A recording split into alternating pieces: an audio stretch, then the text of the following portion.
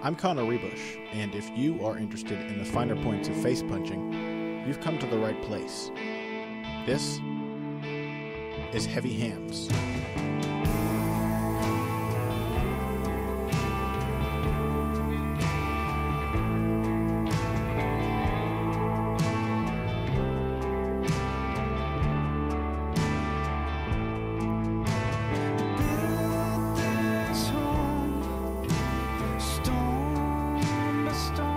Hello, and welcome to another episode of Heavy Hands. As always, I am your host, Connor Rebush, and joining me is Patrick Wyman, esteemed analyst from Sherdog.com. And today we are going to discuss what may very well be the best main card in UFC history. With a little recency bias, we're always prone to a bit of hyperbole, but would you agree with that, Pat? I think from Matt Brown, Tim Means onward, it was technically satisfying, action-packed, upset-riddled night of fights. Yeah, I thought it was easily the best main card I've ever watched. Not the best card, maybe top to bottom, but No. I thought it was easily the best main card I've ever watched. Certainly the one packed with the most meaningful fights. Yeah. I mean, every fight was relevant. Every fight had, I think except for, and maybe including, I think every fight on the main card featured ranked opponents. I guess maybe not Thatch Nelson. But that was a fight between prospects with big future potential as well. Yeah, I mean, I don't see any. I didn't see a single thing to complain about on the entire card. It's just, and combined with the new kind of overall presentation that the UFC's gone with. Mm-hmm. Like when the UFC really puts on a big card, they tend to go very well. That's never been the UFC's problem, is stacking a big card and then having it come up as a disappointment. It's when they don't stack cards and we're left hoping that they're going to turn out well. When they put this kind of talent on a card, generally speaking, it lives up to expectations. How did you like the dubstep remixed Face the Pain? Okay, aside from that was the single worst. That was on a night full of all of these incredible things, that was just an enormous misstep. I felt like my ears were bleeding. You know what? We don't discuss this on the show usually, but I kind of liked it. Okay.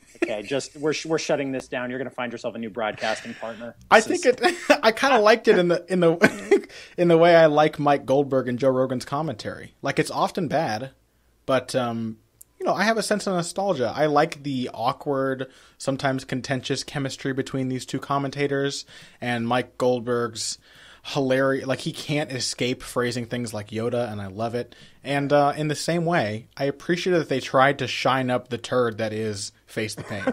They really tried to polish that turd, and they failed. But there was like a sense of there was still a bit of nostalgia while feeling new. I don't know. I enjoyed it.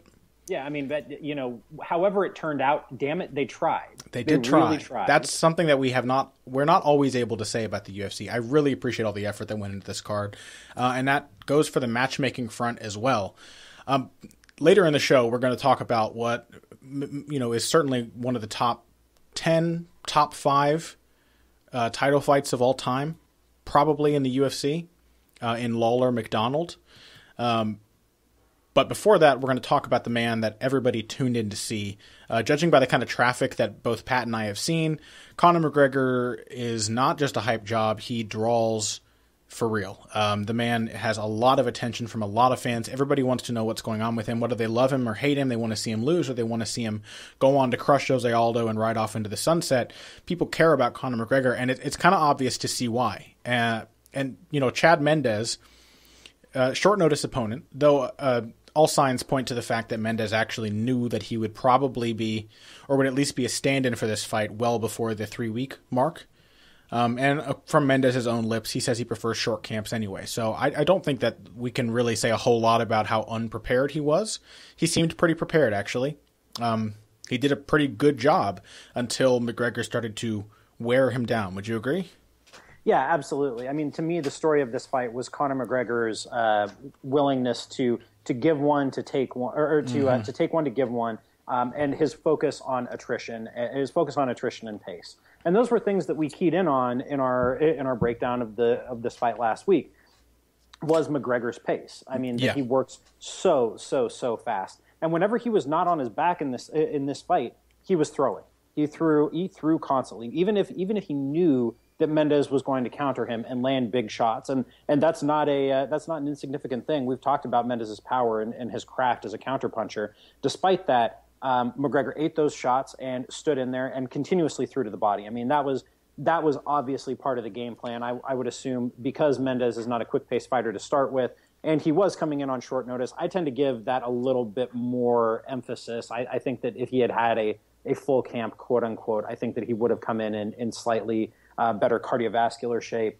But, with as much as McGregor targeted his body, I'm not sure it would have mattered. Like McGregor was intent on wearing out Chad Mendes, and he succeeded in doing so. And in addition to the round kicks, the front kicks, the uppercuts to the body, in addition to all of those, I think the pace was really what kind of drove, because you can, Mendes took some hard body shots from Jose Aldo, for example. Mm-hmm. And that fight was at a pretty hellacious pace throughout the whole thing, but Mendes still looked pretty fresh by the end of the fight. Obviously, he was tired. So was Aldo. But he was competitive till the end. In this fight, it was even more hellacious pace from the very beginning. Any time that McGregor was on the feet with Mendes, the fight was at a fast pace. And I think it particularly seemed to tire Mendes out because, and this is what I didn't bank on, I didn't bank on the fact that McGregor would literally just be able to walk through the hardest punches from one of the hardest punchers in the UFC, not to mention the featherweight division in and of itself. And I think that kind of forced Mendes to throw more than he usually likes to and keep gritting his teeth and flinging bombs at this guy, and it was just having no effect. And then, of course, body shots on top of that, the mental strain of watching a guy just laugh off your punches and stay close to you all the time, that is going to wear any guy out. I think there are only maybe somebody like McGregor himself or Jose Aldo can take that kind of mental pressure and respond in kind, not break under the brunt of it. I was totally shocked at the ease with which McGregor walked Chad Mendes to the fence and Mendes' difficulty at getting off it. Mm-hmm. Mendes is a guy who has always had really good lateral movement. He's always a guy who's been really tough to trap, and McGregor walked him down no problem. It looked like I was screaming during the fight. I mean, just to all of the people that I was watching with, casual fans commented on this, that Mendes had to get off the fence. He had to get off the fence, and it didn't, after a while, it almost looked like he stopped trying, and he was just like, okay, well, I'll stay here. And when McGregor comes in, then I'll hit him a couple of times. And maybe if I hit him, then he'll get off me long enough for me to get back into space. He was looking to disincentivize and wasn't being active enough on his own part. I think maybe he just ran out of energy and he thought he had to conserve it for the big punches and maybe he'd get lucky and one would hurt him. Yeah, and I know that I know that feeling. I know what that feels like.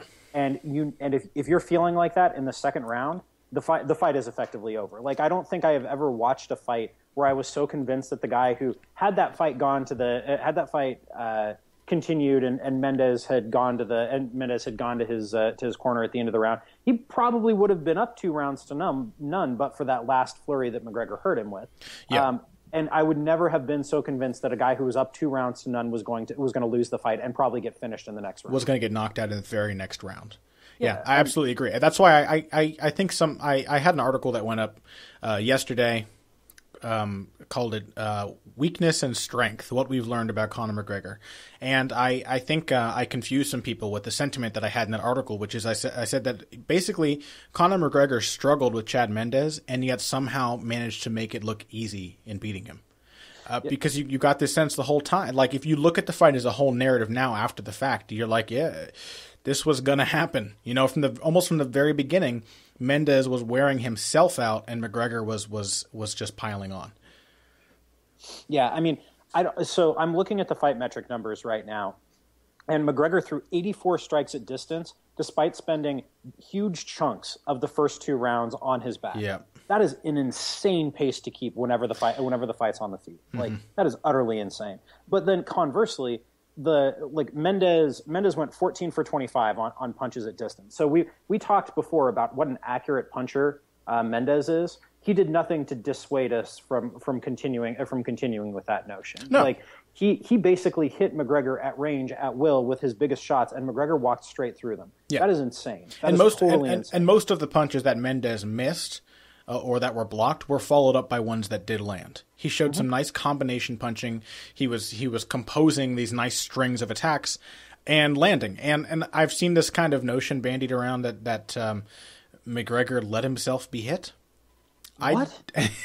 This is how it is, Pat. When you have a polarizing figure, you come up with insane theories to justify anything that happens to them. And likewise, people who don't like McGregor will see this and say that if Mendes had a full camp, he would obviously smash McGregor just as quickly as McGregor smashed him. We can't have a fair discussion because people don't like the man. We can't be objective. But here's what I'll say to people listening.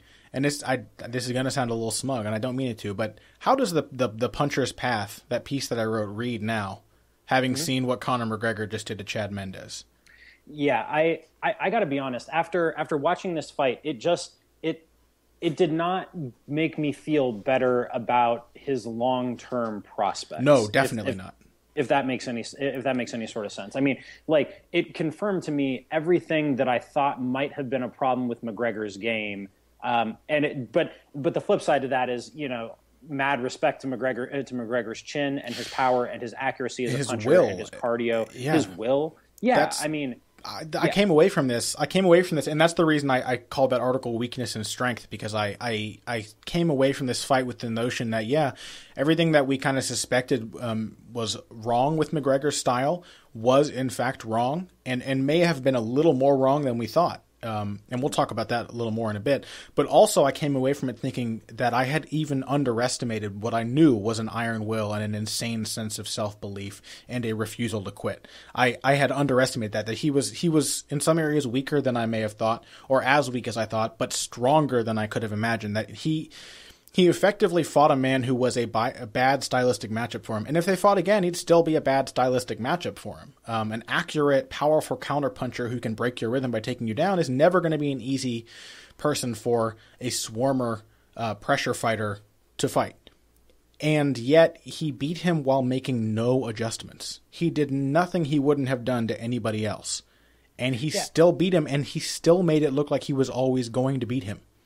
Yeah, I mean, this is a striking focused podcast, but still, I think got to talk for a second about McGregor's bottom game, because what bottom that game? Was I mean, that was really, that would not have flown in 2005 or 2006, and that's certainly not the kind of bottom game that's going to take you places in 2015. I mean, like, it's important to know Chad Mendes is not a serious top control bomber. No, you know what I mean, Like Mendes has always been a kind of a rinse and repeat wrestler. That he'll take you down.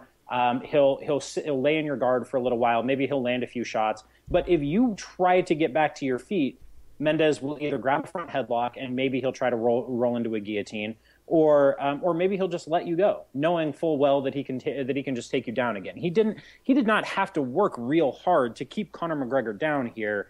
And for a guy who's not really trying that hard to keep you down in the first place, that's got to be worrisome when you're thinking about matchups with guys in the division like Frankie Edgar, who's a tremendous top control artist and can really wear on you from the top. Jose Aldo, who will basically insta-pass a high-level black belt's guard and not think twice about it. Or if we want to look maybe a year or two down the road at a matchup with a guy like Mirsad Bektic, who will just straight up murder you from top position. Yeah. Like, that's got to be kind of worrisome if we're looking about that. I mean, I know that for the most part we talk about striking here, but we talk about metagame in general, and McGregor is not playing the 2015 MMA metagame from his back. And if we're talking about guys McGregor's size, I mean, how would he deal with the wrestling and jiu-jitsu of Rafael dos Anjos up at lightweight? Yeah. That's or Khabib Nurmagomedov. Oh my God, yeah. I mean, and so to give him the benefit of the doubt, do you think it's possible that McGregor knew that Mendes was looking for a transition and was biding his time, not trying to struggle up so he didn't get caught in a headlock or something? I do not. I think that McGregor was far too content to just stay on his back and hope for a stand up. I think that he didn't like. We're not grappling experts. Again, there's no question about this. We're not going to pretend that we are. But there are things that you can do to help get a guy off you. Like whenever Mendes managed to break the closed guard and managed to create space and posture up, when he rears back to punch there, you can get your feet on his hips, push back, create space, and try to create a scramble. Or you can grab an overhook, tie up an arm, turn it into a whizzer, get a technical stand-up. Yeah, I mean, you can look to hip out and get back to your feet. It looked like as soon as McGregor conceded the takedowns here, he was willing to just wait it out. Or you could threaten a submission, even threaten a submission to create a scramble and get back to your feet. Something. It was very much an Anderson Silva bottom game.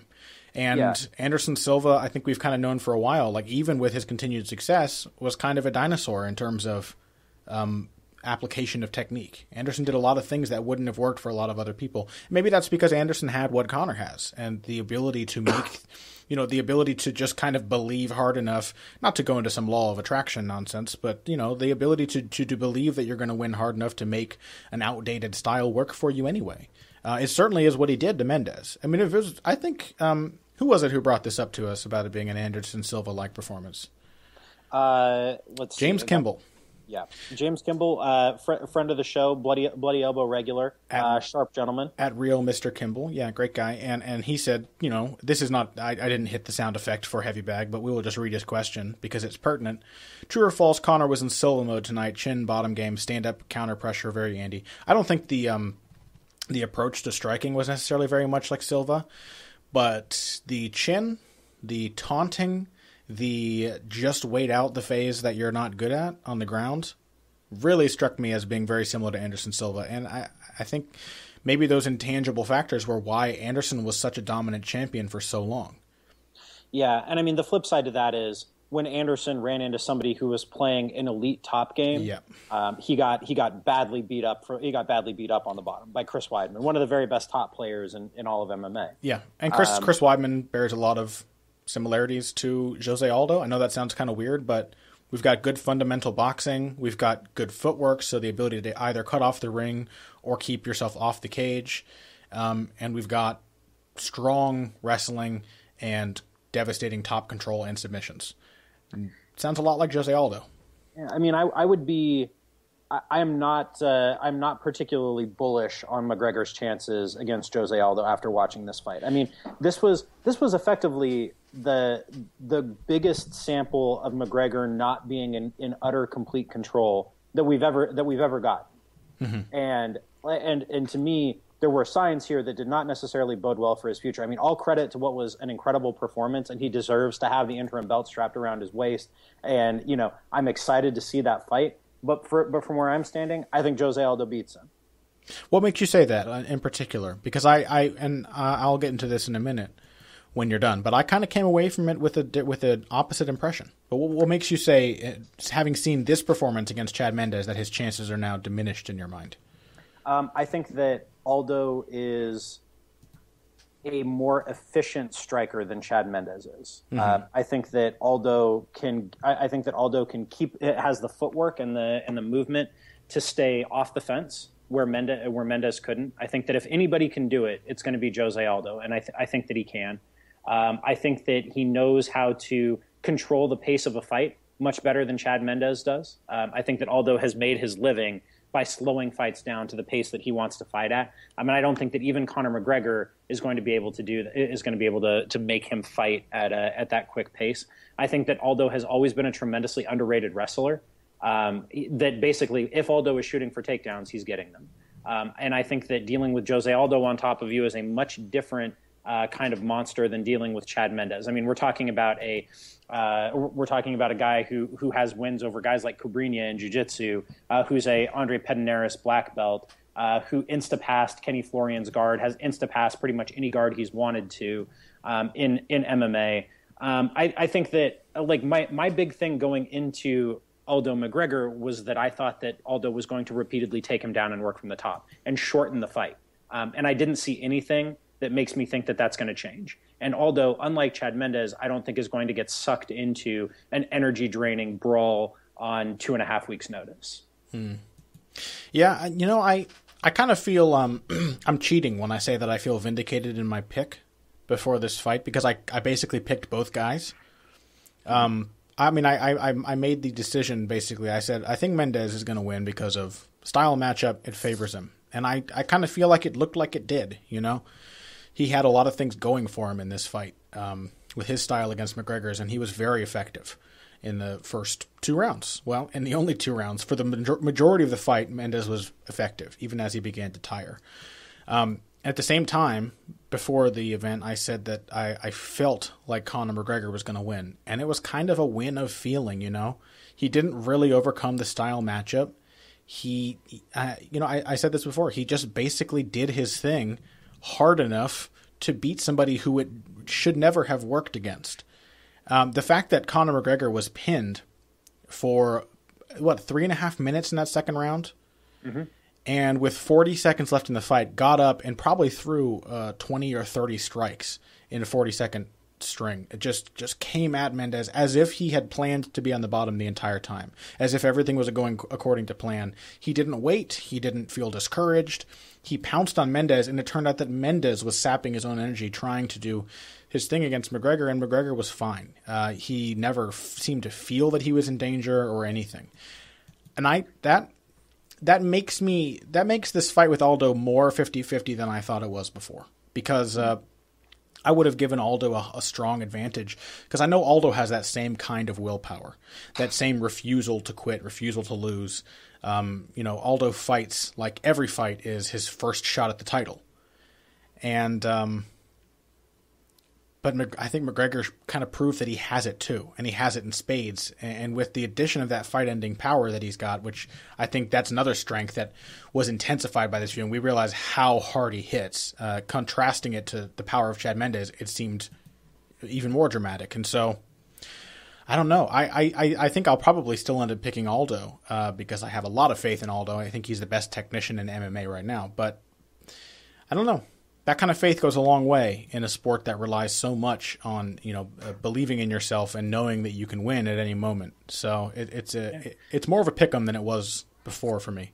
It's certainly the matchup that I want to see. I don't care. I don't care about seeing McGregor against anybody else until we see him fight Jose Aldo, because they are that is. I talked a lot about Aldo working for takedowns and working from the top. But the matchup of Jose Aldo, the best striker in MMA, the best defensive fighter in the history of the sport, I think the best pound for pound fighter in MMA, with Conor McGregor, who has an unstoppable left hand, an unbelievable chin, incredible will to win.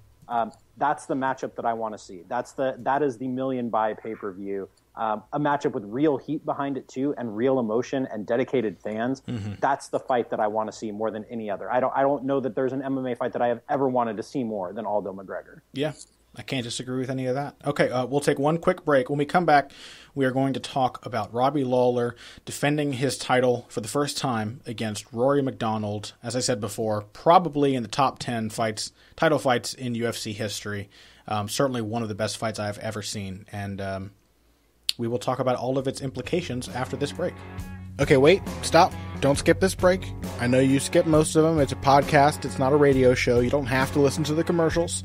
But if you follow my very simple instructions, you'll be doing a huge service to Heavy Hands, Pat, and myself. First, go to Stitcher.com or iTunes.com. You can use either of those services to subscribe to the show, which makes it really, really easy to listen to every episode and not have to go hunting for it on our confusing, badly designed website. Once you're there, give us a positive rating and a positive review. That means go to the little 5-star thing and click on the star all the way to the right. That's a 5-star rating. That's the best one you could possibly give us. And like 20 or 30 words about how you enjoy the show. It may not seem like much, but it's a huge help to us, and we really appreciate it. It helps us bring Heavy Hands to an ever-increasing audience, which is just good for everybody. So thank you for listening. Please take the time to give us a positive rating and review. Next time that you're on at your computer, at your phone, whatever, iTunes.com, Stitcher.com, search for Heavy Hands, give a positive rating and a review. Thank you. And now, back to the show. And we are back. Okay, Pat. Robbie Lawler, Rory MacDonald. What do you take away from this one? I mean, first of all, Rory MacDonald has to be over in the professional wrestling sense of the term. Has to be over with everybody after this. Oh, yeah. I mean, we have been waiting for so long I don't want to say for Rory's performances to catch up with the hype, but for the overall package to turn into something that we can all get behind. You know what I mean? Yeah. And I think after this performance, the look after was it at the end of the fourth round when he and Lawler just stared at each other through a mask of blood and just stared each other down, and neither guy was going to go back to their corner. Like, that was one of the coolest things I've ever seen in a fight in any combat sport ever. Yeah. Like that. So, I mean, even leaving aside the technical analysis of it, like, that was just so friggin' cool. It was just amazing. Yeah, in a fight where we had to see both guys go through really serious gut checks. Like, it was and as a fan, as somebody who respects the value of human life, the fact that it was such a great fight did not necessarily make it an easy fight to watch at all times. No, but large portions of it were almost sickening. The guys went through some serious punishment, and it's easy to kind of forget about concussions. But when you see a guy's face literally being smashed up by his opponent's hands, it's hard to forget how brutal this sport can be. But you have to give respect for fighters who, and I'm of the opinion that what makes combat sports so compelling is not the punishment that's dished out, but the punishment that is withstood. Mm-hmm. And to see both Lawler and McDonald fight through that punishment and refuse to quit, how can you not be a fan of either guy after seeing this fight? Yeah, it was incredible. And I mean, it was one of the smartest, most tactical fights I think I've ever watched in my life. Yeah.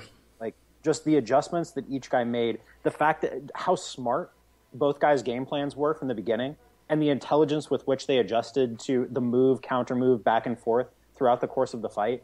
This was one of the highest level matchups I've ever seen in terms of the thinking that both guys do. Yeah. Like, I mean, I got a chance to interview Robbie Lawler on late notice a couple of weeks before the fight, and he knows his game. Like, he knows exactly what he's doing. He is one of the smartest fighters I have ever talked to. I mean, he doesn't get a ton of credit for this because he doesn't talk that much and because he isn't, like, a terribly gregarious personality. He and McDonald both. They're both obvious introverts. Yeah, but both of these guys are absolute masters of their craft. They are if you want to do, like, silly black belts in MMA, like, they are both multiple degrees of black belts in their craft. They're both very smart fighters. They take pride in what they do. They think very deeply about what they do and the kinds of improvements they're going to make. They both own their training, I think, in important ways. They both have things that they want to work on. They both trust their coaches. They trust their training partners. And that's not just to pay lip service to that. You know, those are real things. But, like, Lawler pretty clearly to me came in with the idea that he was going to counter, that he was going to look for that counter left, that was going to be his shot. He wasn't going to risk the takedown by giving up his legs by spamming kicks. And McDonald conversely came in with the idea that he was going to work that 1-2 over and over and over again, and eventually the 1-2 was going to open up the right elbow and the right high kick. That tactically, that was the matchup that both guys wanted. Does that accord with you, Connor? No, absolutely. And the thing that struck me immediately in this fight, watching it, is that the footwork of Robbie Lawler, which doesn't always get the credit that it deserves, but the fact that Lawler was, and I think it also.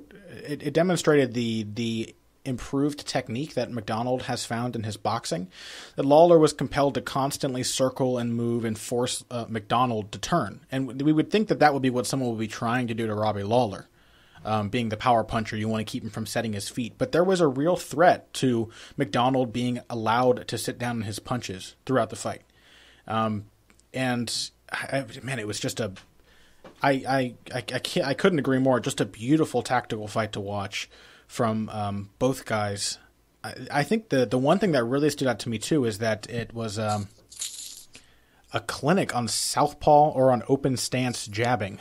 Mm-hmm. For both guys. Yeah, absolutely. McDonald, we know, has a great jab. Robbie's had one for a long time and hasn't gotten credit for it. The jab that he basically smashed the eye of Jake Ellenberger with before knocking him out with a flying knee. He used his jab brilliantly against Matt Brown to kind of break his pressure. He has an excellent interruptive jab, and he times it so well. He has, his whole game seems to kind of rely on this rhythmic manipulation, where he will establish a sort of a tempo and then punch off the beat, where he will be a little too far away to feel like you're threatening him and then take a big step and come in, or he'll be moving a little too slowly and then he'll step in and catch you off surprise, or he'll have only half finished another movement and then he will launch into an attack. These jabs, they caught Rory MacDonald off guard over and over and over again, even though Rory had to have known that that was a punch to worry about.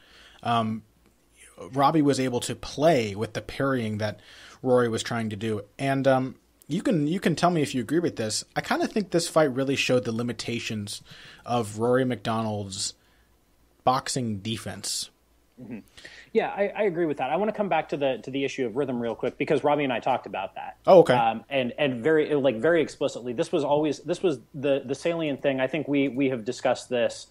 We discussed this extensively before UFC 181 when he rematched with Johnny Hendricks. Yep. We discussed this a lot. The rhythm that Rory MacDonald set, or that Robbie Lawler sets, and I asked Robbie about it. He's very smart about it. He knows exactly what he's doing. He understands rhythm on kind of an intuitive level. He said that it took him a long time to get there. To get to the point where he understood how to manipulate it, how to create it, how to manipulate it, how to feel the beat. But Robbie understands exactly what he's doing with that. He's very intelligent about that, and I would imagine. The ease with which he answered that question should say, in hindsight, that it was something that he was thinking about a lot going into this fight. But to come back to what you asked, what you were saying about Rory MacDonald's boxing defense, I agree with that. He relies a lot on a very tricky kind of defensive guard, and not a whole lot on head movement, and that creates there are benefits and drawbacks to that, right? I mean, it leaves him less vulnerable to things like high kicks where he's slipping his head offline. But alternatively, to a really crafty, diverse puncher who knows how to sneak shots in from kind of strange angles, the way that Robbie Lawler does. I think it's only a matter of time before a guy as smart as Robbie finds the openings in that kind of guard. Absolutely. I as much respect as both of us obviously have for Firas Zahabi, and you all have listened to us talk to Firas 2 times now. Both times we came away just amazed at how intelligent he is and how he approaches the game of mixed martial arts. I got to say this, I've always wondered why MacDonald boxes the way he does. I don't think there's a particularly strong advantage to having the head over the front foot in MMA striking. And that is how Rory's stance is. He's constantly as if he's half sprawled at all times. And perhaps this is trying to maximize the benefits of a wrestler's stance without being fully engaged in a wrestling stance. But, I mean, let's look at Robbie Lawler's takedown defense. He didn't need to have his hips far away from Rory to sprawl. In fact, it was the fact that he was keeping his head over his hips. It gave him more room behind himself into which to place his hips. It made it more difficult to take his hips away from him. For Rory, his hips are far away, but if an opponent's trying to attack his head is now stuck in a position where it's vulnerable. And he's got these crafty elbow blocks. He parries very well, and he moves his feet well. He's got remarkably good footwork by MMA standards. He's rarely there to be hit, and I kind of wonder whether this is just one of those things that may be kind of endemic to Rory's game. That just no amount of tinkering can change or fix. Because I know when I talked to Firas the first time when I went up to Montreal and interviewed him, he talked a lot about how he tried to change Rory's stance up to deal with the threat of Tarek Saffiedin's low kicks. Mm-hmm.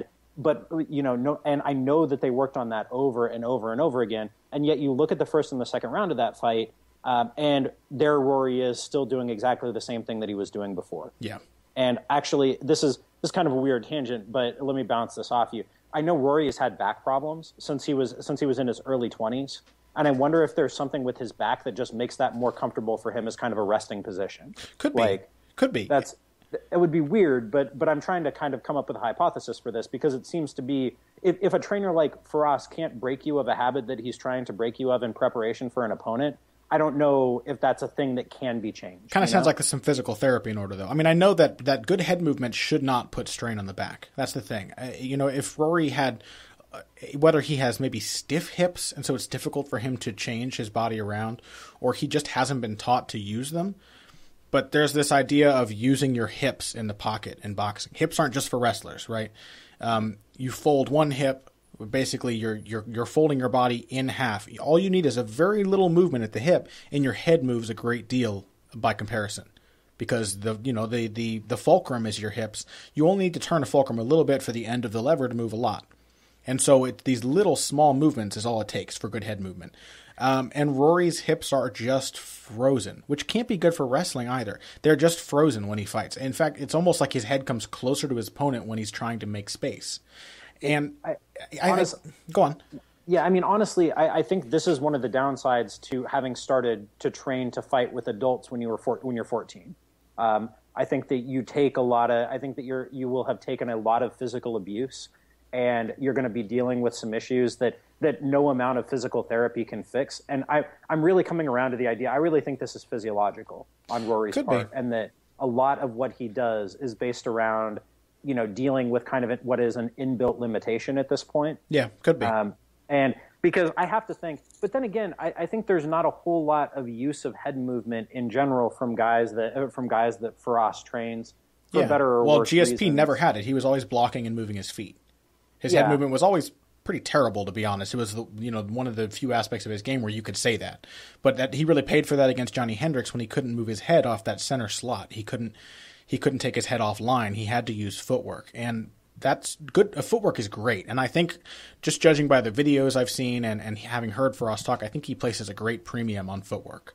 And maybe he has this idea that head movement is not as viable in MMA because of the knees and the kicks. I don't necessarily agree with that. I don't agree with it at all. In fact, I'm always apt to point out that boxers have uppercuts and hooks for the same reason that MMA fighters and kickboxers have knees and kicks. They attack this, they attack the same weaknesses, the same angles, or similar angles at least. But I don't know if we contrast the struggles that Rory had with Robbie to the struggles that Robbie had with Rory, we start to see how valuable that ability of avoiding a punch while keeping your hands free and not having to remove yourself from your own effective range. The cross counter for Robbie was incredibly effective when he would slip outside Rory's jab and land his left hand. In fact, it was the punch that finally shattered Rory's nose to the point where he had to stop fighting, where it ended the fight.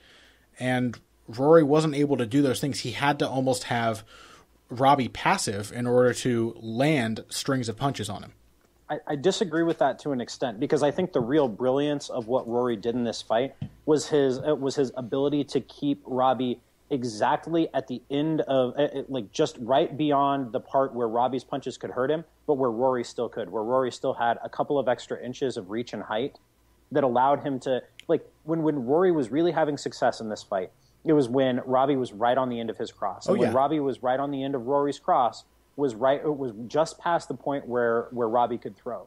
And for long chunks of this fight, long chunks of the third and the fourth round, Robbie could not get in range to land his shots. He could not get into the right spot. You look at how low Robbie's output was for large chunks of this fight. He only threw 17 punches in the first round, 17 strikes in the first round. Yeah, it was low throughout. He found difficulty covering that distance. My point wasn't that Rory did a bad job with that. I'm saying that when the distance was covered, that limitation really revealed itself. That he had to get out of range in order to not get hit when that, or he had to cover up. And the difficulty with I like the elbow blocks.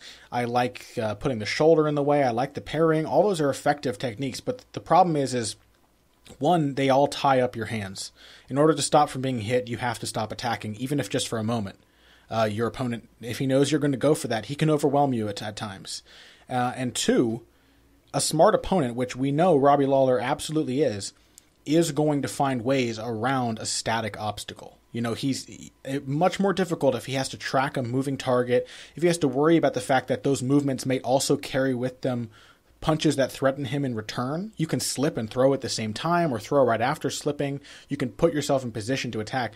There aren't many ways that you can block and at the same time, the block itself isn't going to put you in a necessarily better position from which to launch an attack of your own, Yeah, and Robbie did an excellent job of that throughout this fight, of pulling his head off the center line as he threw, of moving his head after he threw. Very subtle movements, not terribly big or grandiose or anything, but highly effective, just enough to take the sting off a lot of the shots that Rory did land.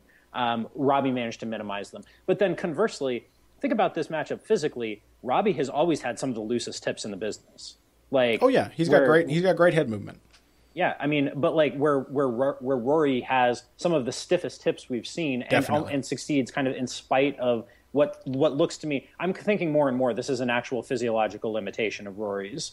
And Robbie has some of the most fluid, easy, open hips you will ever see, and you saw that when Robbie sprawled as hard as I have ever seen a human being sprawl. Yeah, I'm surprised he didn't knock Rory out by slamming his head into the ground. He sprawled on that takedown so hard.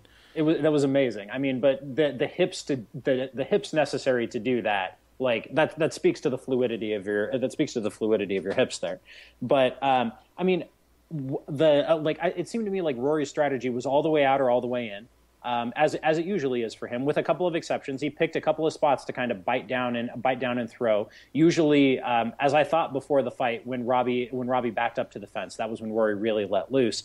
But he came up with an interesting kind of tactical solution to getting all the way in and getting into Robbie's power punching distance, and that was the counter right elbow that we saw him flash a couple of times in his last few fights.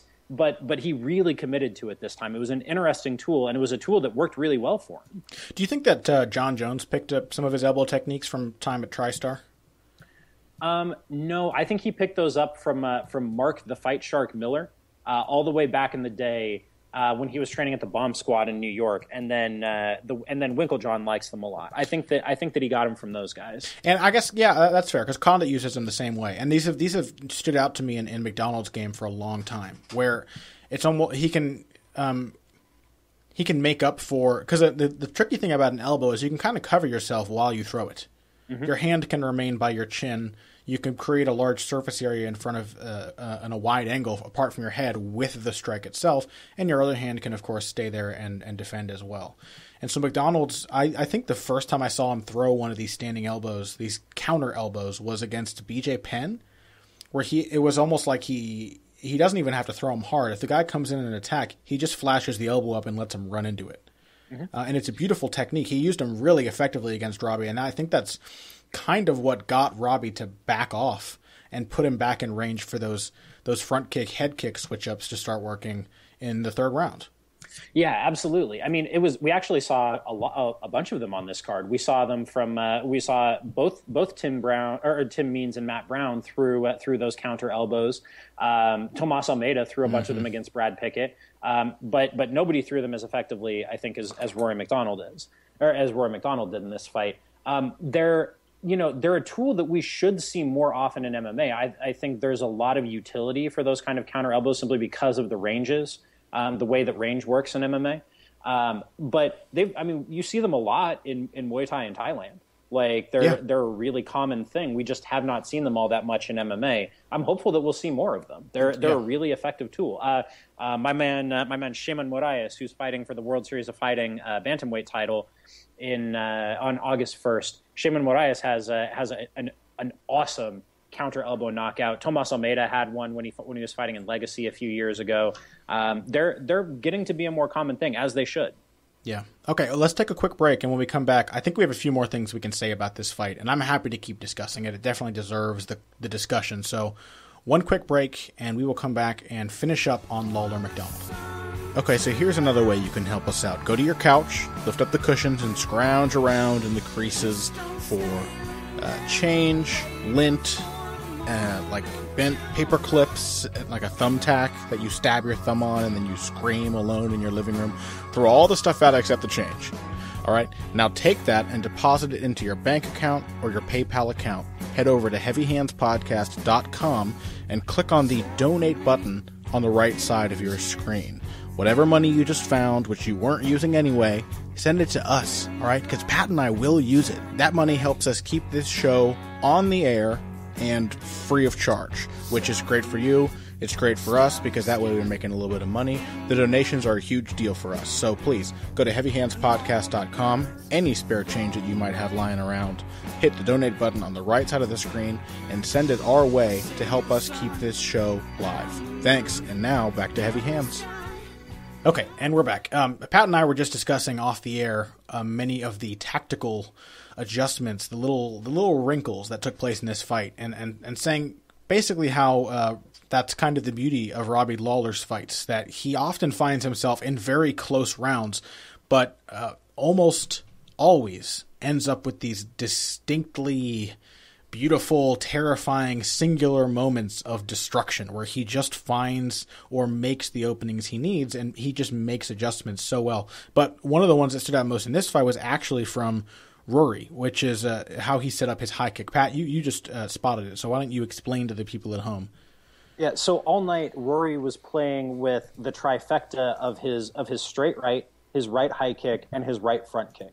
And the hip motion that led to each of those three strikes was exactly the same. He sold them in exactly the same way.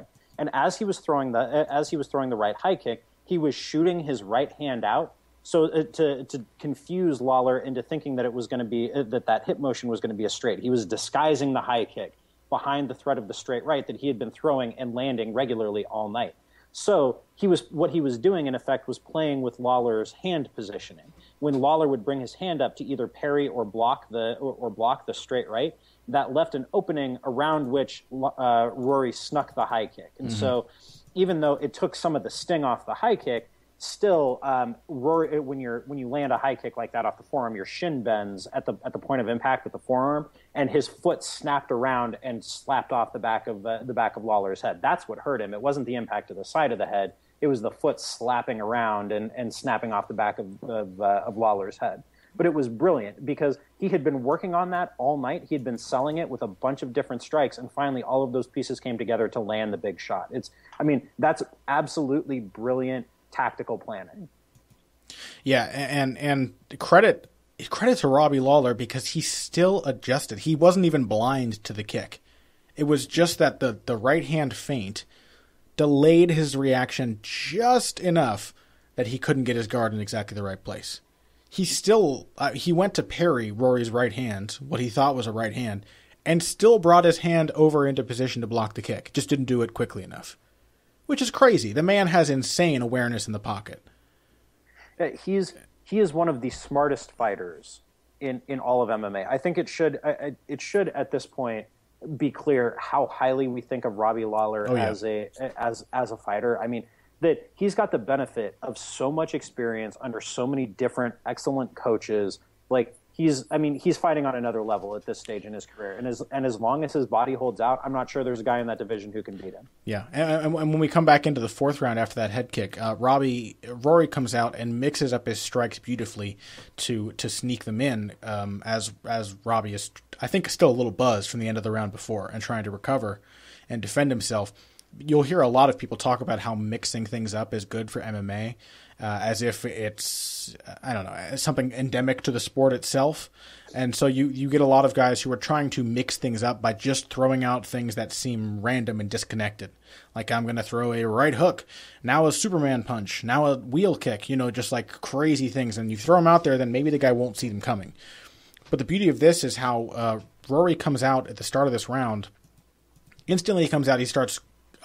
he goes ham with the kicks. There's really no other way to describe it. He's like, okay, the head kick was there before. That's what hurt Robbie. Almost as if to, at the same time, to test if the opening is still there, and to put it in Robbie Lawler's head that Rory has his number now. He just starts slamming these kicks into Robbie's guard. He blocks both of them. One of them may actually wrap around his head again. It does look to stagger him a little bit, but it's tough to say how much of that is from the round prior. Then Rory steps in and throws a couple of punches. And Robbie starts parrying those. And then he comes and he throws another kick. Robbie starts reaching for his hands, trying to basically get him out of the way so he can see where the kicks are coming next.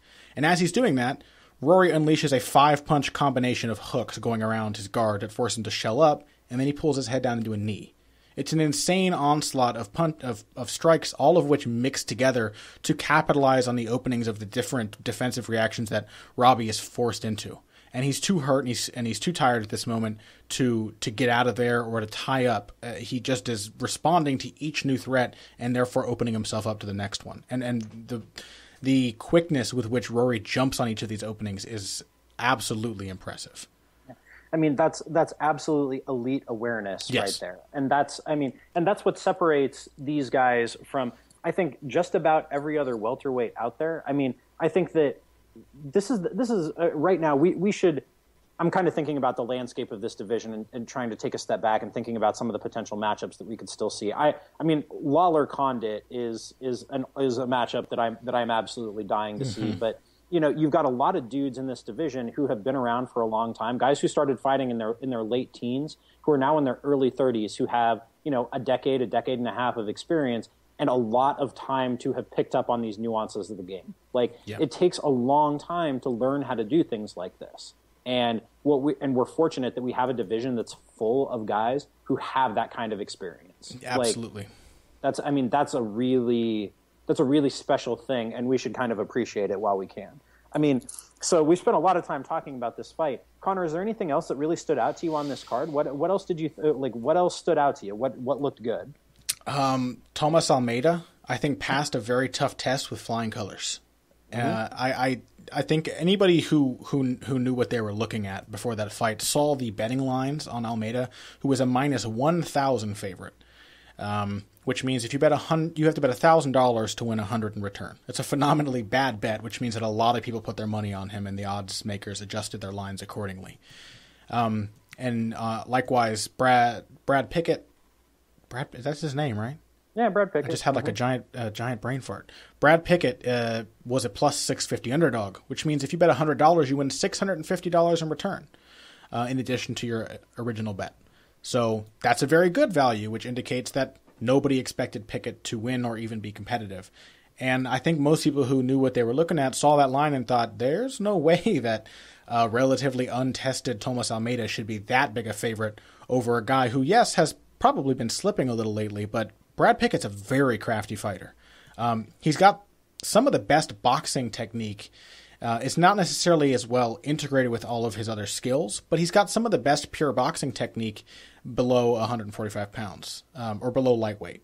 And it was a beautiful use of head movement against the far more upright Almeida that made him such a difficult opponent for Almeida at the beginning of that fight.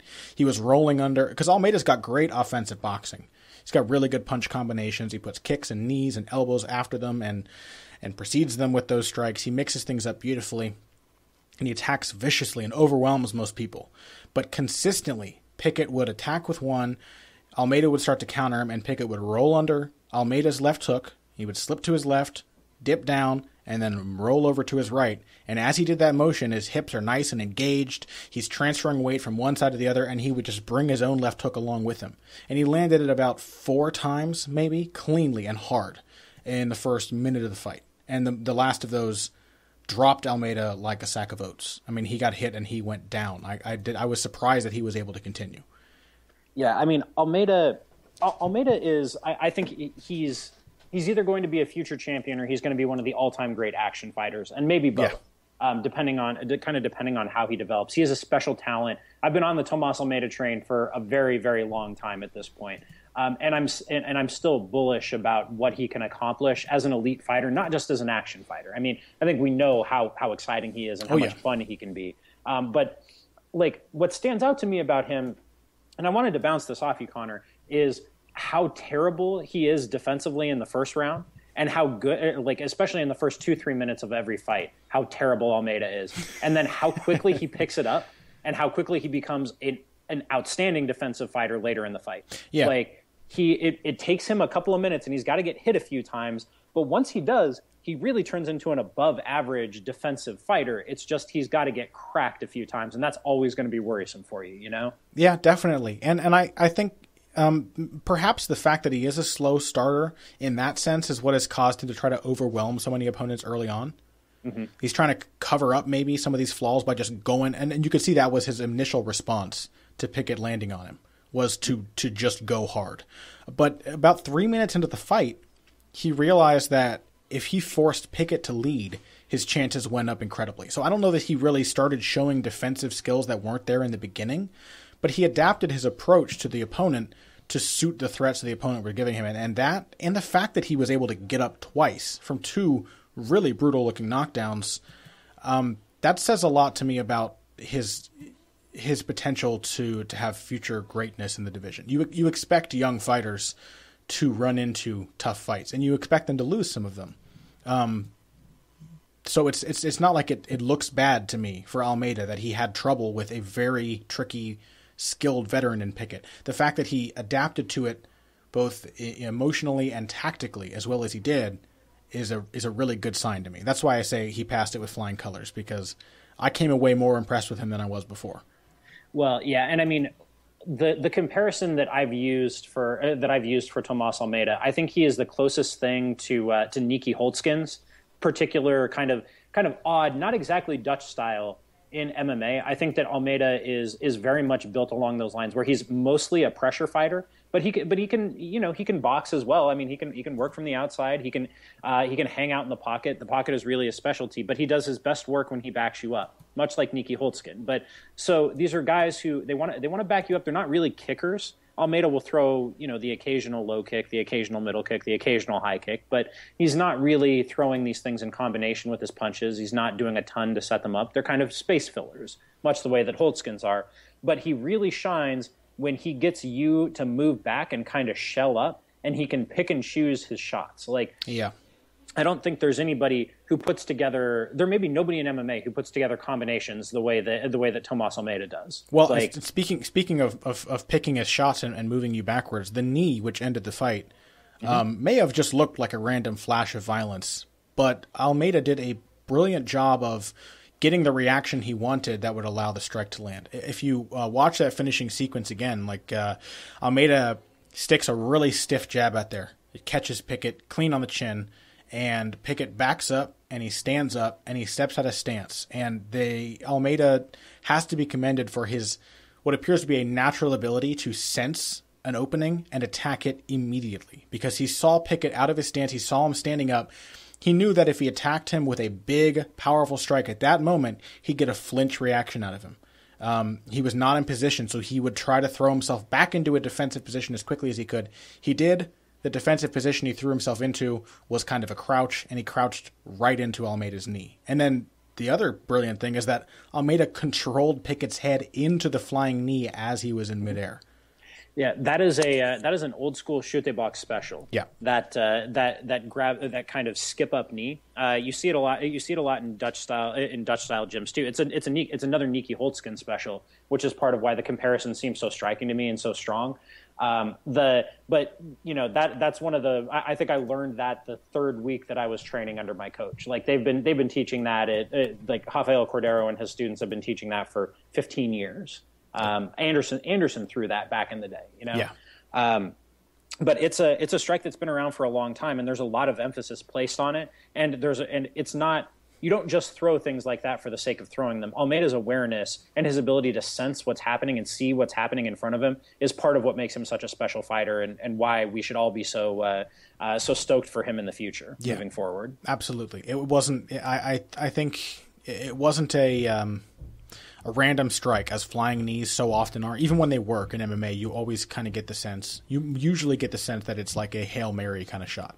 And with Almeida, it was a tactical flying knee. It was set up, it was thrown because he expected a certain reaction, and he got the reaction he expected because he forced Pickett into an uncomfortable position. Using, I say all the time, I'm like, oh, this guy, he's throwing flashy strikes. We said that about James Mutasri, who's fighting this weekend, or tomorrow. Wednesday. Tomorrow. So today, if you're listening to the episode on Wednesday, and Mutasri, we said, was kind of a guy who's like lots of flash, throws things because they look cool. But then if you ask him, like, okay, where's your jab? Can you do a good pivot? Where is your outside slip? Those things aren't there. The big things that look cool are there, but the things that make them work aren't there. And for Tomas Almeida, something as flashy as a flying knee worked because he used something as basic and day one as a jab. Yeah, and the same thing could be said for Jeremy Stevens, who also hit a sick flying knee knockout of Dennis Bermudez. He picked up on the fact that when Bermudez walked his way into the pocket, he had a strong tendency to duck down. Yep. And he had exploited that earlier in the fight with uppercuts, and then finally he tried a jumping knee, and hit it perfectly. I mean, that's the right way to throw a flying knee. If you're looking to throw them, you have to set them up. That's why the best flying kneers, so to speak, generally do it when their opponent's back is to the fence, because they don't have anywhere to go, and they're more likely to be ducking down because they're thinking that having backed up, you may be looking for a takedown. There are more factors there that put you in position to effectively land that strike. Jose Aldo, Carlos Condit, Patricio Pitbull, Pat Curran he's sliding now, but he used to be an absolute specialist of the flying knee.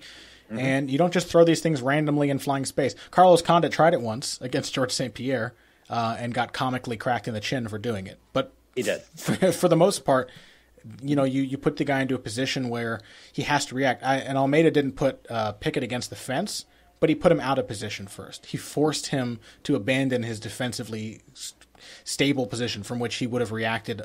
Almost certainly, being a good defensive fighter, would have reacted better to that flying knee, would have moved his feet, something. He put him in a position where he just had to flinch and go for a kind of universal defense. And when you flinch, you tend to duck your head and take your eyes off your opponent. You tend to get hit by things like flying knees. Yep. Anything else stand out to you, or do you want to talk about Stephen Thompson's spinning hook kick of doom? Yeah, let's do it. We got 2 or 3 minutes. Stephen Thompson, Jake Ellenberger. It's getting increasingly difficult to watch Jake Ellenberger fight. Yep. He does not seem to have it anymore. He pulled the trigger early, and that was great to see. But he seems to lose confidence really quickly, and some of that has to be attributed to the fact that Stephen Thompson is one of the few guys who throws the wacky kicks and things that you see from a lot of MMA fighters very, very well. He places his shots incredibly well and sets them up with his footwork. He uses these little bouncy steps to get himself close enough or far away enough or off to the side enough to land the strike without the opponent noticing. A lot of fighters bounce and move around that way, and it's often a giveaway because then they have to set their feet and stop bouncing, and so you can tell when they're about to throw. And while that is still a limitation for Stephen Thompson, he does a really good job of using these little bouncy steps so that you don't really notice he's moving, because he's always moving. You don't notice where he's moving. Yeah, I mean, think about Martin Kampmann liked to bounce a lot, and that got Martin Kampmann knocked out by Johnny Hendricks. Yes. But Stephen Thompson bounces with a purpose. He bounces with great purpose. Yeah. He does a really excellent job of sensing the range and knowing what he can throw from where, and being I think he's one of these dudes who seems to me to be hyper aware of the kinetics of his body and where his leg will go if he throws it from here in this particular way. He seems to have a lot of control over where it goes and the arc it takes, and really good depth perception and understanding of where his opponent is relative to him. He threw that last spinning kick and threw it acknowledging for the fact that Ellenberger was going to back up into the end of the arc. Yeah, exactly. Things like that I don't know, I honestly don't know how you would teach those things. I don't know. I have no idea. Yeah. But he did it in that big knockout he had in his debut or in his second UFC fight against Dan Stitchin. He throws this right hand and then this little high right kick, and he looped it up and arced it over. And it's almost like he can make these little adjustments with his feet mid-kick. Most people can't do that, where you can decide to open your hips up a little more and get a little more range on it, or decide to shrimp on it a little bit and tighten up the arc of the kick. He adjusts his kicks mid-flight, and a lot of MMA fighters have to go full out on all of the kicks they throw in order to get their leg up there, and you can do that style fine. A lot of Muay Thai fighters like that. They have terrible flexibility and can't touch their toes and still throw head kicks with ease. But it definitely speaks to the importance of having that dexterity, that kind of American kickboxing style, where you can just lift your foot up without putting effort into it, not telegraphing it. And the foot is very tricky when you barely see the upper body move and it comes up out of your line of sight and you back away, and then lo and behold, your single step back is what causes the kick to hit you in the jaw. Yeah, it's that particular tendency is something that we talked about a great deal with regard to Anthony Pettis before UFC. Yes, yeah. I think we talked about it more before UFC 181 than UFC 185. But his ability to change the arc of a kick mid-air as he's throwing it. Yes. And not a coincidence, another guy who comes from a traditional martial arts background. friend of the show, at Schwan Humes on Twitter, at BLAK Jordan Breen, was hitting me up the morning after Thompson Ellenberger, talking about, it's at this point we got to start taking traditional martial arts more seriously, seeing more and more guys who are using them effectively in MMA. At this point, I think he has a point. The stigma should have passed. That we should acknowledge that when executed by good enough athletes at a high enough level, with enough other skills, those are very effective techniques indeed. Absolutely. Yeah, can't argue with that. Anything you're coming out this week before we wrap up, Pat? A lot of stuff coming out this week. I have a preview out now of the card that will be happening the day this episode airs, of the Duffy Mir fight night. I can't even remember who's fighting. I've got a preview of the Bisping Leites fight night in Scotland coming out. And then I have a preview of this weekend's Premier Boxing Champions matchup between Carl Frampton and Alejandro Gonzalez. What do you have coming out this week, Connor? Well, you guys should check out the Conor McGregor piece that went up at the start of this week if you haven't seen it already. It's called Weakness and Strength, what we've learned about Conor McGregor, or understanding Conor McGregor, depending on which title you end up seeing. I am planning an epic long-form breakdown / literary piece on Lawler McDonald. I feel a fight as epic as that deserves a kind of epic treatment. So it should have nice pull quotes and little cutout pictures and stuff. If you guys ever read an SB Nation long-form piece, I'm trying to go for something like that. Give you kind of an immersive experience reliving the fight in intense fashion. So hopefully that turns out as well as I'm hoping. And then I think that's all I've got planned right now. I think. Yeah, that sounds about right. Yeah. So if you guys want to get in touch with us, if I told you I'd be writing something and I just forgot about it and you want to remind me, then hit me up on social media. You can find me on Twitter at BoxingBush. Pat, your Twitter handle? At Patrick_Wyman. And you can also find me on Facebook. I keep forgetting to mention, but I'm at facebook.com/Connor Rebush MMA. So you can also send me messages and whatnot there. And if you have longer questions, requests, suggestions, what have you, send us an email, Connor, CONNOR, at heavyhandspodcast.com. The episodes from the last several weeks are up on heavyhandspodcast.com, by the way. They should be updated regularly from now on. I'm just kind of a jackass, so that's how it goes. But anyway, we said the fights would be good. They were better than we could have possibly hoped. We hope you guys enjoyed them as much as we did, and likewise, we hope you enjoyed our discussion of them today. And with no further ado, I think we can wrap things up. If you came here today for the finer points of face punching, you came to the right place. This has been Heavy Hands.